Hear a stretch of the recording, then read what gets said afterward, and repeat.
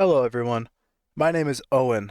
Today, I'm making a video on memory and how ADHD affects it.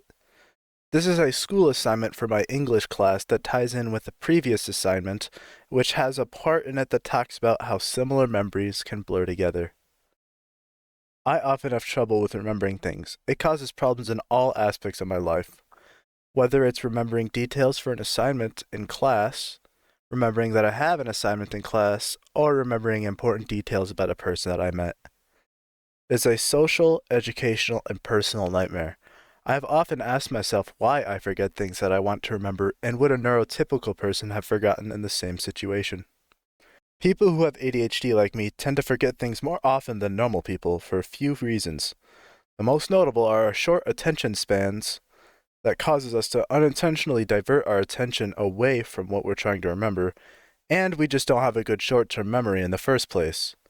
Today, I will be talking about why do we forget things that we want to remember, and how does ADHD affect that? ADHD is an executive functioning disorder that primarily affects the prefrontal cortex and the basal ganglia, messing with attention span, impulse control, planning, and motivation. We can't self-motivate, and we have trouble holding our attention for long periods of time. Since we can't hold our attention for a while, our short-term memory is constantly overloaded with new information, which can filter out information that we want to remember, but never makes it to long-term memory.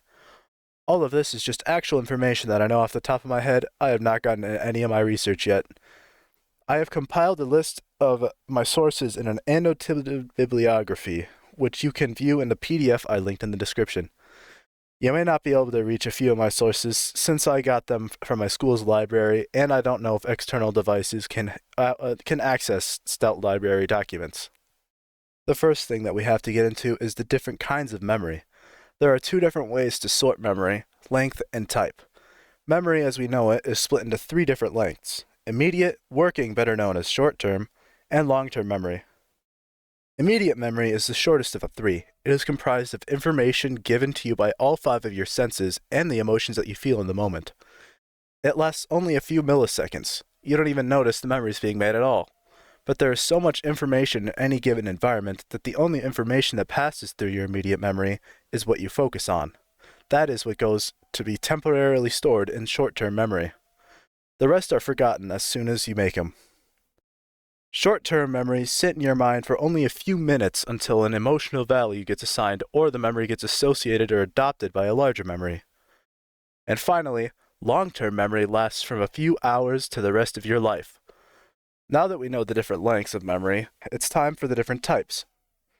Memory is divided into two types: declarative and non-declarative memory. Declarative memory is described as anything you can declare or actively describe, like details from a past birthday, lyrics to a song, or an interesting fact that you know. Any conscious memory you have is labeled as declarative. Subconscious memories, such as habits or unconscious activities like blinking, walking, yawning, brushing your teeth, or anything you've taught yourself to do without thinking, is labeled a non-declarative memory. The science behind forgetting is where things get a little tricky, since this is a heavily debated and controversial topic, so please take what I have to say with a grain of salt, and know that I am no professional. There are multiple theories on how forgetting a memory works. Personally, I think that all four theories are true. The first theory is interference theory.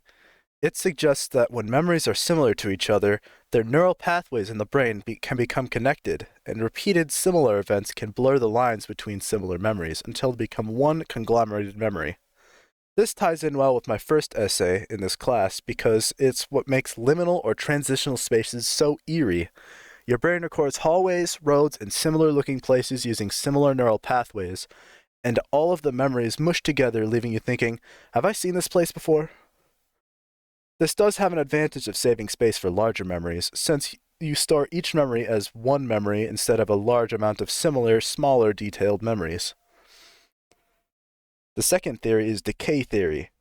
It says that you have to strengthen the pathway to your memories or the pathway will decay until the pathway is too weak to use. Cue dependence theory says that unless you have the necessary environmental cues to remember something, you cannot retrieve the memory. Cues depend on a specific person's background. I will go back onto this in the next topic. Retrieval failure theory is a combination of decay and cue theory. It says that we do have the memory, but the pathway to that memory is fuzzy, and or we don't have enough environmental cues to remember it. Our mood also affects how we remember things, along with when the event happens.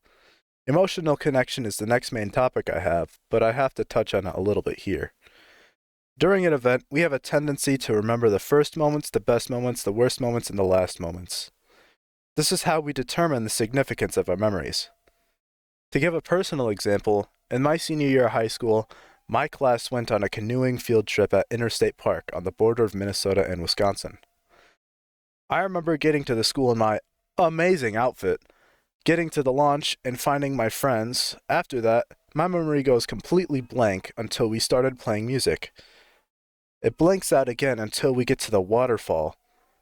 I remember how cold the water felt, the painful rocks underneath the water, and laughing with my friends as we tested ourselves by sitting underneath the powerful, freezing waterfall. But after we went back to the canoe, I don't remember anything till we got to the end of the river. Emotion has a huge part to play in how we remember things. It decides how important a memory is, and it is the main decider on moving memories from short-term to long-term memory. My professor gave me a great source for this point. In the article, The Tricky Adolescent Memory by Nicole Bernier, she describes her memory of her class reunion when one of her former classmates recalled a memory of her being kind to him during a rough point in his life. This goes back into one of my earlier points about how someone's background determines how emotional cues are formed. She didn't remember this interaction at all. Nicole had a background where she'd acted nice to every single one of her classmates. This interaction was no different from her norm. But that specific classmate had a background of being treated different by others because he made poor decisions and hung out with the wrong crowd. This made this interaction a positive outlier in his life that he remembered for 20 plus years. Another story I found from Why Your Brain Remembers Some Things and Completely Forgets Others by Tarita T. is a story of someone who grew up in coastal China having a very distinct memory of seeing some squirrels climbing up on some trees near a farmland on a drive with his classmates from Boston University. This is another great example of how someone's background shapes their memories and recollection of experiences. The same experience shared between three people will now be remembered three different ways. That's my explanation of how someone's background primes them to create memories based on unique emotional cues. We also tend to have a bias for negative emotions. We are biologically hardwired this way as a survival strategy. When you were little, you made many mistakes like drawing on walls with your brand new box of crayons, prompting a quick scolding from your parents. After this negative experience, you begin to associate drawing on walls with the negative emotion of being scolded, and never make the mistake of defacing a wall again. This bias makes positive memories stick out more. A good example is a story from the article, Why Do We Remember Some Life Moments But Not Others by Andrew T. He describes a story from another article written by a Boston University student of researchers hiking in Yellowstone and coming across a herd of bison. The memory stuck from the sheer awe of the moment. The specific hormones responsible for memory significance are epinephrine and cortisol. Both are responsible for emotional stress. The lower level of the emotion, the lower the significance. High emotional arousal, not in the weird way, please don't put anything in the comments, I can see this coming, results in higher significance in the memory. But if the level of arousal gets higher, we become too stressed and remember less. This is called the Yerkes-Dodson law. It describes a reverse bell curve where at the bottom, arousal levels are low, which indicates boredom, but at the opposite end indicates high stress, which is a cause of spotty memory. For optimal performance, you want to be right at the peak. Now we are getting into how ADHD affects memory. What specifically causes the ADHD brain to struggle with memory? Is it the initial encoding process, a problem with storage, or memory retrieval? According to long-term memory performance in adult ADHD, a meta-analysis, Journal of Attention Disorders, that's a long name. The problem lies in encoding and retrieval. People with ADHD are very well known for their inattentive behavior, can't sit still, having trouble focusing on one topic for extended periods. Essentially, our short-term memory is overloaded by mountains of information that we take in every time we lose focus on one topic and get distracted by a different one. This makes it hard to transition the memories that we want to remember into long-term storage since we change our focus to something else before it gets assigned an emotional cue. In the study they did in the article, one researcher found that they gave subjects cues for the memory recall test. He promptly removed the cues, and it showed that when people with ADHD have to freely recall information, they struggle to do so. To answer my main question, why do we forget things and how does ADHD affect it? Based on my secondary research, we have the three lengths of memory: immediate, which lasts only a few milliseconds; working, which is short-term memory, which only lasts for a few minutes; and long-term memory. The only information that gets sent into short-term memory is what we are focusing on in the moment. Every other information is completely forgotten immediately. Memories that make it into short-term are tagged and saved for a few minutes and eventually forgotten. But people with ADHD have a hard time focusing long enough to encode memories into short-term, causing a domino effect in the remembering process, and even fewer memories are made as a result.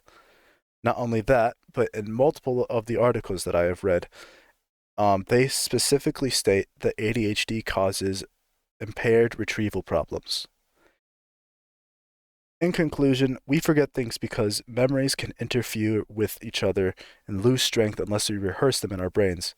We need environmental and emotional cues to recall them, and ADHD impacts formation and retrieval of memories negatively. Thank you for watching. I hope you really enjoyed this video. I had a great time recording this, and if you want to see more video essays like this about other topics, I specifically like gaming. That's what I'm in college to do, is to make video games.